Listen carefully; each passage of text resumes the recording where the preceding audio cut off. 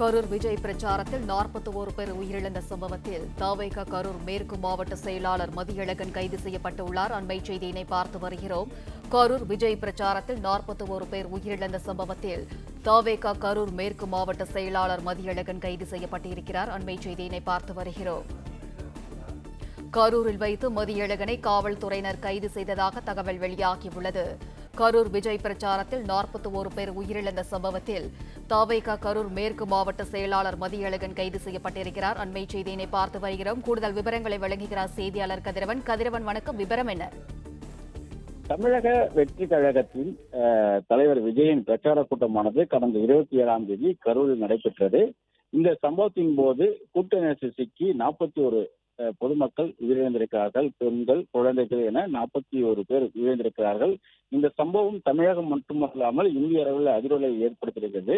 இந்த சம்பவம் தொடர்பாக கரூர் நகர போலீசார் வழக்கு பதிவு செய்திருந்தார்கள். குறிப்பாக தமிழக வெற்றி கழகத்தின் பொதுச் செயலாளர் கூடிய ஆனந்த், தமிழக வெற்றி கழகத்தின் இணை பொதுச் செயலாளர் டி நிர்மல்குமார், கரூர் மேற்கு மாவட்ட செயலாளர் கூடிய மதியழகன் உள்ளிட்ட மற்றும் சிலர் மீதும் கரூர் நகர போலீசார் 5 பேரின் கீழே வழக்கு பதிவு செய்திருந்தார்கள். முதல் குற்றவாளியாக கரூர் மேற்கு மாவட்ட செயலாளர் கூடிய மதியழகனும், இரண்டாவது குற்றவாளியாக தமிழக வெற்றி கழகத்தின் பொதுச் செயலாளர் ஆனந்த், மூன்றாவது குற்றவாளியாக தமிழக வெற்றி கழகத்தின் இணை பொதுச் செயலாளர் டி நிர்மல்குமார் அவர்களும் சேர்க்கப்பட்டது.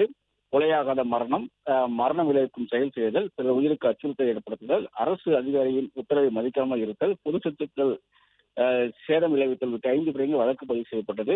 இவர்கள் தொடர்பாக விசாரணைக்கு மேற்கொண்டு 5 தனிப்படைகளும் அமைக்கப்பட்டது. இவர்களை தேடி வருவதாகவும் தெரிவிக்கப்பட்டது.